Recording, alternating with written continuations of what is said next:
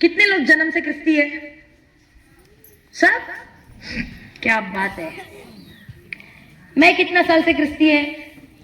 4 साल, चौथा चालू है, 4 साल। मेरा नाम है गौरी वैद्य। क्या है? गौरी वैद्य। मैं आती हूं एक हिंदू ब्राह्मण परिवार से, क्रिस्ती परिवार नहीं है, ब्राह्मणों का परिवार है। यीशु को पहचान के सिर्फ 4 साल हुए हैं। तो मैं कितने साल का बच्चा है? 4 साल। 40 कौन बोला? मेरे को इधर से 40 सुनाई दिया। मैं तुम लोगों को 40 साल का दिखता है? 40 बोल दिया यार। 40 दिखती हूं मैं? ऐसा मत बोलो रे। सिर्फ 4 साल हुए हैं यीशु को जानकर, लेकिन मैं कह रही हूं 4 साल में मेरा जीवन यहां से परमेश्वर ने आज यहां ला दिया है। Hallelujah, hallelujah.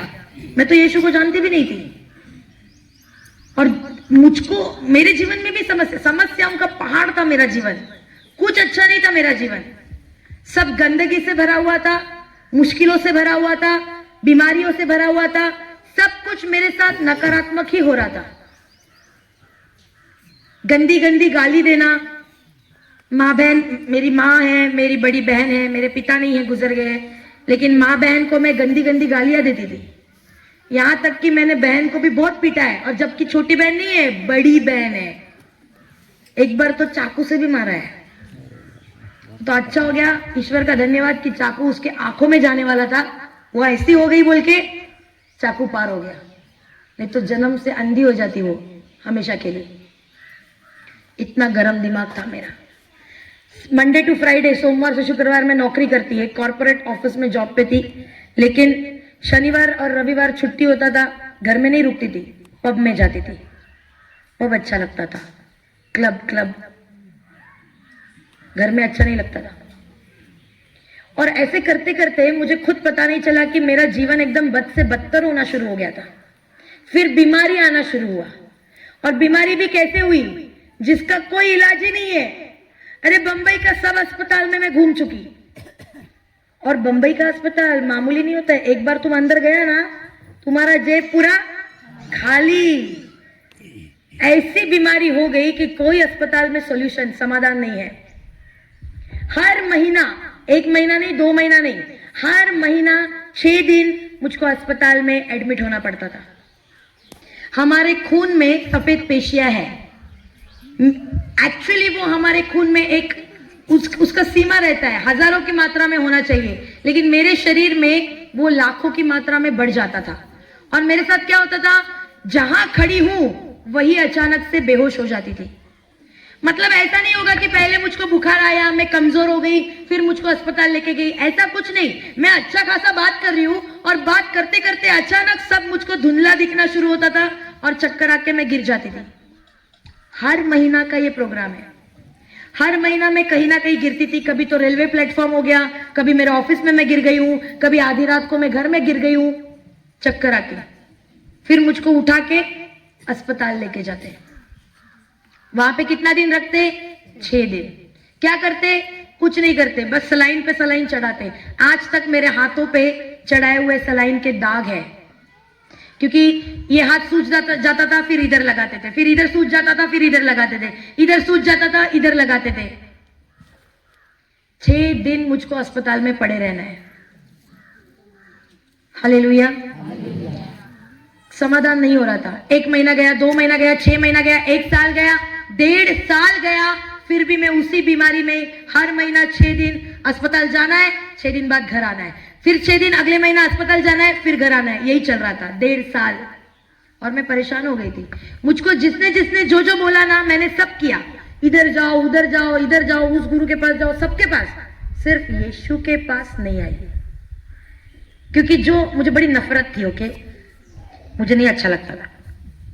मुझको जो यीशु देता था ना, एक भाई था जो मुझको यीशु के बारे में बताता था, मुझे उस पर बड़ी चिढ़ आती थी, और मैं उसको भी गालियां देती थी। मैं बहुत कुछ भला बुरा उसको बोलती थी, और उसको बोलती थी मेरे से बात नहीं करने का, ये सब बकवास है, ढकोसला सब। अरे खुद को नहीं बचा पाया, मेरे को कहां से बचाएगा? आंखों से जब यीशु को देखता है हम लोग, दिखता क्या है? खुद मर गया। सही है कि नहीं है? तो मेरी सोच क्या, ये खुद मार खा खा के मरा है, मेरे को कहां से बचाएगा? तो मैंने बोला ये सब ढकोसला है, झूठ बोलता है तुम लोग। और फिर मुझको बाइबल दिया। अरे उसी के सामने बाइबल को मैंने क्या किया, कचरे का डिब्बा खोला, ऐसा मरोड़ के उसको कचरे के डिब्बे में डाल दिया। बोला ये तो सबसे बड़ा झूठ है, ये कुछ नहीं, ये सब ढकोसला है तुम्हारा।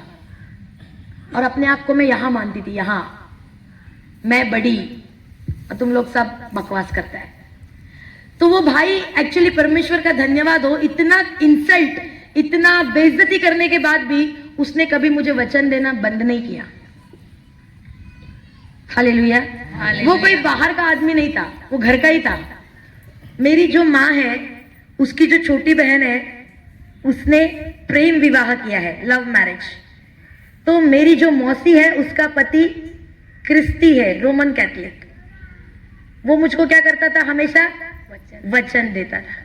और मेरे पिता नहीं है, जब मैं बहुत छोटी थी तब मेरे पिता गुजरे हैं। मुझे तो अभी ठीक से उनका चेहरा भी याद नहीं आता, मैं इतनी छोटी थी। तो वो जो मेरे क्या बोलते हैं, मौसी के पति को क्या बोलते हैं, मौसा। हाँ, वो जो मेरे मौसा है, उन्होंने ही हमको पढ़ा लिखा के बड़ा किया, मेरा स्कूलिंग करवाया, मेरी पढ़ाई की। तो मैं उनके साथ बहुत, मुझे प्यार तो है, ओके, लेकिन एक ही चीज के लिए मुझे नफरत था। वो क्या था? वो यीशु देता था। तो मैं उसको बोलती थी तेरा भगवान है तो तेरे पास रखना यार, मेरे को गाय को बताते रहता है ये सब बकवास, मेरे को नहीं चाहिए ये सब। लेकिन उससे प्यार तो करती थी, लेकिन खाली एक चीज के लिए नफरत करती थी, वो था उसका यीशु।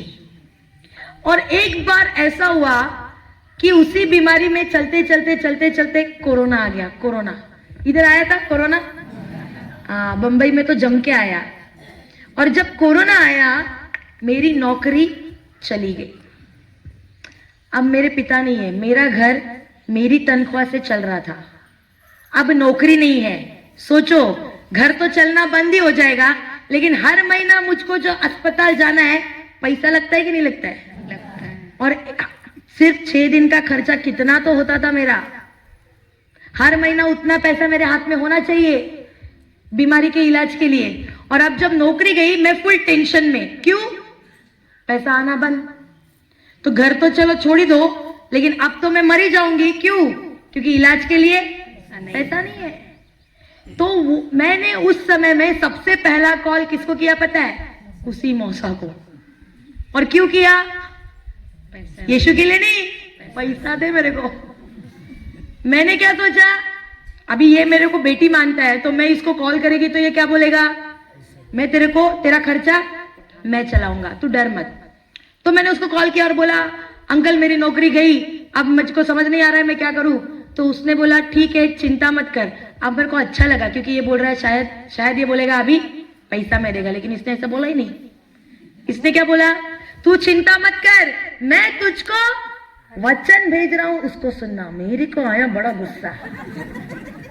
मैं बोला ये पागल है क्या? अरे तेरा भगवान मेरे को खाने को देगा, तेरा भगवान मेरा हॉस्पिटल का बिल भरेगा, इधर मेरे को मेरी प्रॉब्लम है और ये क्या बता रहा है, वचन सुन।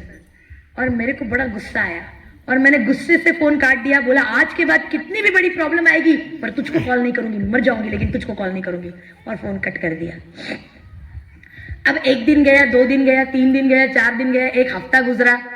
मेरे पास करने के लिए कुछ नहीं है और मुझको बड़ा बोर होना शुरू हुआ टीवी देख देख के, क्योंकि टीवी भी चलाऊं तो क्या दिखता था, कोरोना। फोन पे बात करो तो क्या दिखता था, कोरोना। अरे तो सबको ही मरने का ही डर दे रहा था मुझको, तो मैंने वो भी बंद कर दिया। अब करूं तो क्या करूं? मैं आप लोगों से सच कह रही हूं, मेरा कोई मकसद नहीं था वचन विचन सुनने का, दिलचस्पी नहीं था मुझको, लेकिन मेरे पास करने के लिए दूसरा काम ही नहीं था। तो मुझको दिमाग में क्या आया, ये भाई इतना सालों से मुझको कुछ तो व्हाट्सएप पे भेजते रहता है, आज तक मैंने नहीं खोला है। आज मैं खोल के देखती हूँ ये भेजता क्या है, देख लेती हूँ। मैं बिस्तर पे सोई हूँ, कान में ब्लूटूथ लगाया और जो उसने भेजा था वचन उसको खोला, यूट्यूब। जैसे अभी आप मेरा प्रचार यूट्यूब पे सुन रहे हैं ना, वैसे ही वहां पे एक भाई का प्रचार उसने मुझे भेजा था और मैंने सुनना शुरू किया। और मैं आपको सच बताती हूँ, शुरुआत का आधा घंटा मैंने जम के मजाक उड़ाया। मैंने बोला क्या ही बकवास करता है ये लोग, ऐसा होता है क्या। बहुत मजाक उड़ाया मैंने। और बाद में जो भाई वहां पे जो सिखा रहा था वो क्या बोल रहा था, उसने बोला तुम कितना भी बड़ा पापी क्यों ना हो, प्रभु यीशु मसीह ने तुम्हें क्षमा किया है। मैं बोला कितना झूठ बोलता है ये लोग। हमारा क्या बोलता है, तुमने पाप किया तो तुमको सजा मिलेगा। इधर ये क्या बोलता है, पाप किया तब भी क्षमा मिलेगा। झूठे लोग। फिर वो बोलता है तुमने कितनी भी गलतियां क्यों ना की हो, वो तुमसे बहुत प्रेम करता है, तुम्हें कोई दंड नहीं है। मैं बोला और एक झूठ। हमारा क्या बोलता है, गलती करेगा भगवान कान काटेगा। ये क्या बोलता है, गलती करेगा तो भगवान फिर भी प्यार करेगा। मैं बोला कितना झूठ बोलता है ये लोग, ऐसा होता है क्या, ऐसा भगवान है क्या। और मुझको सवाल आना शुरू हुआ। वो बोलता है सृष्टि कितना सुंदर है, परमेश्वर ने बनाया है, तुम कितना सुंदर है, तुमको परमेश्वर ने बनाया है। मैं बोला लो तीसरा झूठ, हमको परमेश्वर ने बनाया। अरे हमको तो स्कूल में मार मार के सिखाया, हम किससे आया, बंदर से आया। तुम लोग को स्कूल में नहीं सिखाया, मनुष्य किससे आया, बंदर से आया। स्कूल में सिखाते हैं ना, बॉर्न ऑफ मंकी। तो मैं बोला मेरे को साइंस टीचर ने सिखाया है, मनुष्य तो बंदर से आया। लेकिन फिर मेरे दिमाग में सवाल आना शुरू हुआ, अगर मनुष्य बंदर से आया तो भैया बंदर किससे आया, सही है कि नहीं है। तो बोले तो कोई तो मेन पार्टी होगा, सबका कोई तो मेन पार्टी होगा। तो ये मेन पार्टी कौन है। फिर बहुत सवाल आना शुरू हुआ, ऐसा क्यों, ऐसा क्यों, ऐसा क्यों, ऐसा क्यों। और वो सवाल के चक्कर में मैं और अधिक सुनते गई। और धीरे धीरे क्या हुआ पता है मेरे साथ, मुझको दिलचस्पी आना शुरू हुआ, मुझको अच्छा लगने लगा थोड़ी देर बाद। और मैं सुनते, क्योंकि वो जो भी बता रहा था ना, वो सब ऐसा लग रहा था मेरे बारे में ही बोल रहा है। नफरत, गुस्सा, कड़वाहट, जलन, अक्षमा, गाली गलौज,